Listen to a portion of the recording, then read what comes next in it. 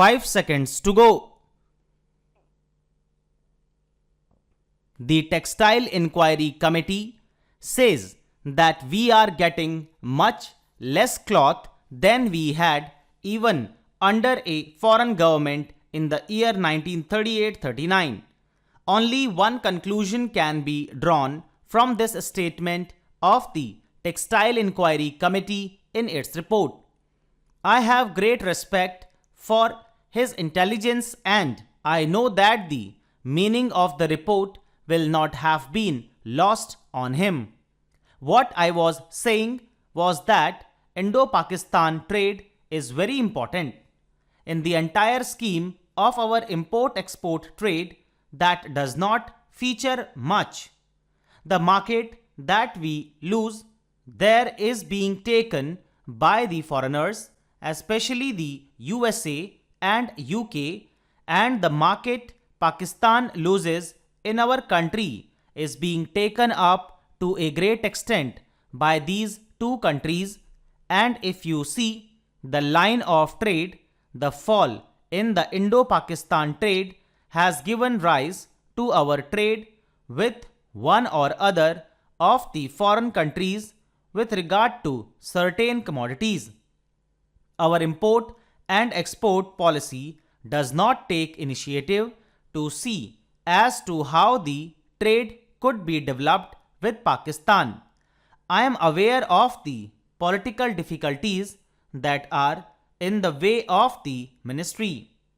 At the same time, it is the duty of the ministry to take initiative and bring home the fact that unless and until we put our trade between these two countries, where normal and natural economic ties have been disrupted, on a proper footing, there will always be disadvantages on our side, and certain other interlopers will come in and take advantage of that situation in order to ruin our economy, and that precisely is what is happening today if you carefully look into the developments in that connection.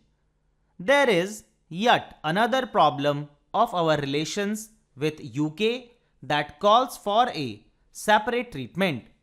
In the old days, the honorable ministers and their leaders and their camp followers were all complaining against the preferential treatment that was then called imperial preference, the various agreements that were arrived at unilaterally for fleecing India's economy. Times have changed, and no longer are we supposed to be in the British Empire. We are a Commonwealth country and a republic. But what about those preferences? Have they all been abolished? Who are deriving all the benefits out of them? That is a point which needs clarification. Whenever we raise that point, we are told that we are deriving more benefits because of these preferences than the United Kingdom, but whenever we read their papers, their London Times, economic section, and all other papers emanating from the city of London, we find that they tell their own people that they are happy, that they are having this kind of relationship with us, and they are gaining by such preferences. Now, are we to understand that we are both gaining as a result of these preferences? I don't think so. The position is not at all so. On the contrary, as a result of these preferences, India stands to lose. That position, I think, has not been altered to the satisfaction of our country, and the Honorable Minister will perhaps clarify that position when he speaks. If these preferences work to the detriment of our economy, the time has come when we must give them up. We need not go in for such preferences, and I am sure that the policy which is required has got to be adopted in the interests of our entire economy, not merely in the interests of our foreign sector and not merely in the interests of any particular sector. A reference has been made to sterling balances. I don't know how much of the sterling balances is left at the moment. It would not exceed 740 crores. It may be much less. A large part of our sterling balances had been expended with a view to meeting the deficits in the balance of payments. It was thought at the end of the war that these balances which had accumulated there would be utilized for financing certain developments in our country, for developing the economy in our country, in particular for importing machinery that we direly required. After the termination of the war, the reverse process took place. I would only mention what Sir Winston Churchill, the Prime Minister at that moment, has written in his war memoirs. He is very bitter about India's claims on sterling balances.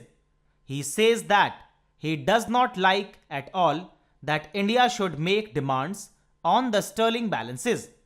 He thought that he had saved India and therefore India had no right to claim the sterling balances.